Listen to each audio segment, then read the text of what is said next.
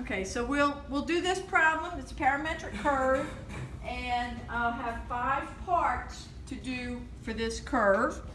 For part A, I want to graph the parametric curve. So to get the graph, I'm going to do a table of values. And for the table, I'll have a column for t. We'll have a column for x, which is equal to t squared.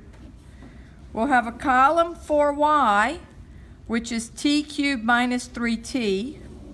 And then I'll summarize it in a column for the xy values. So yesterday the values picked for t were -4, -3, -2, -1, 0, 1, 2, and 3. Now for the x value, x equals t squared.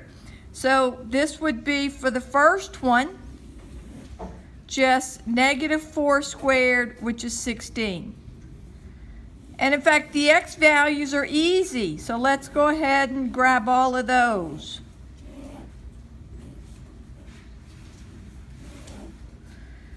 So -3 squared is 9.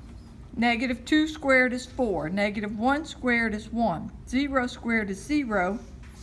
1 squared is 1, 2 squared is 4, 3 squared is 9. We could pick a few more points, but I think this would probably be enough.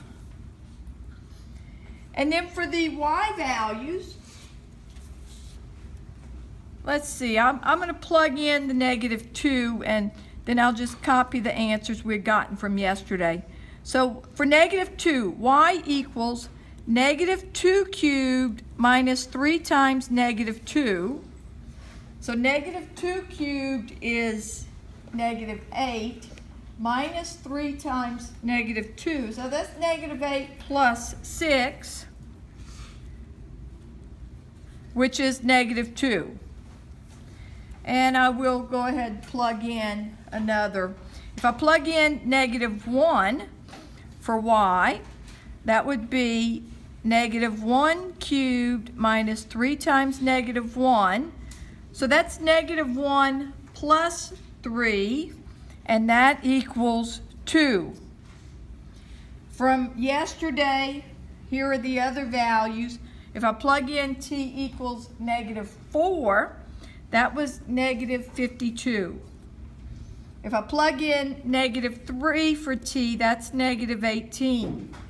If you're not sure, plug that number in and crank it out and verify that. If I plug in 0, I get 0. If I plug in 1, I get -2. If I plug in 2, I get 2. And if I plug in 3, I get 18. We didn't plug in 4 yesterday, but what do you think you would get if you plugged in 4? 52. 52. So here we go. -4, -52. That's a point on the graph. That's not right. What should it be? 16. So let me get rid of that. 16 comma -52 is a point on the graph. And then 9 comma -18 is a point on the graph. 4 -2 is a point on the graph. 1, 2, 0, 0, 1, -2, 4, 2, and 9, 18 is a point on the graph. So I'm going to plot those points, connect the dots. Pay attention to the t values because that tells you how you're going to put the arrows on the graph. I'm going to put the graph on the side here, and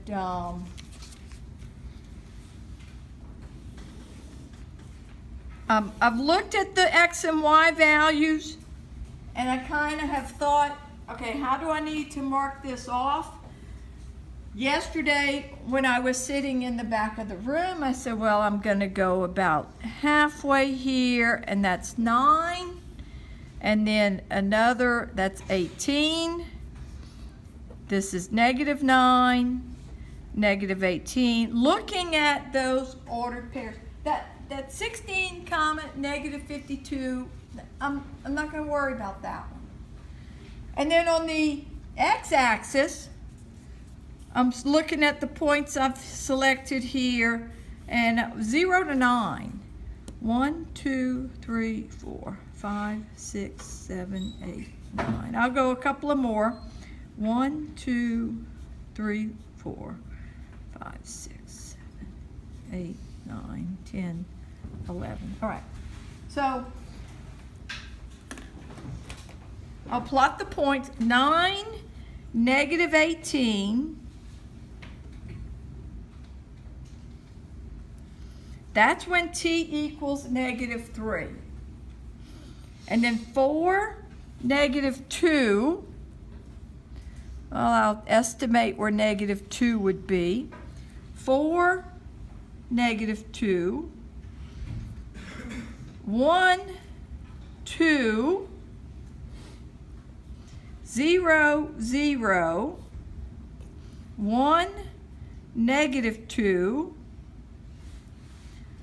4, 2, and then 9, 18. And I'm kind of wishing, well, I'd have maybe drawn it a little bit bigger, but I didn't. Now, the graph, when t is negative 3, starts from back here. You're going to trace through these points. It's going to make a loop, and it's going to come back out.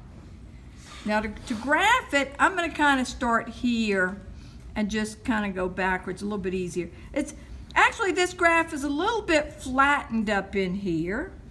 It reaches a point that it reaches its highest value. And that we didn't find the x-intercept. If I remember correctly, I think it is 3. And then it does this here. It'll reach its lowest that's where the tangent line is horizontal. Now, how do we know it curves like that? Well, you'd probably have to plot a few more points. How do I know it curves like this? I do this problem every semester, and it's in the book. It's in the book. It's in 10.2. It's one of the examples. Yes, if you take the derivative and the concavity, and that's why it's in 10.2, because there they're talking about derivatives. And that's why I've chosen to work this problem again. So here's my graph. Put arrows in the direction the graph goes. Now look, I'll tell you this. I've had students on the test, out of habit, they put arrows on both ends. If you do that on the test, you're losing a point. This is not the direction. So let's get rid of that. If you put one over here, that's okay. So there's the graph, and I want to do now part B, find the derivative of this curve.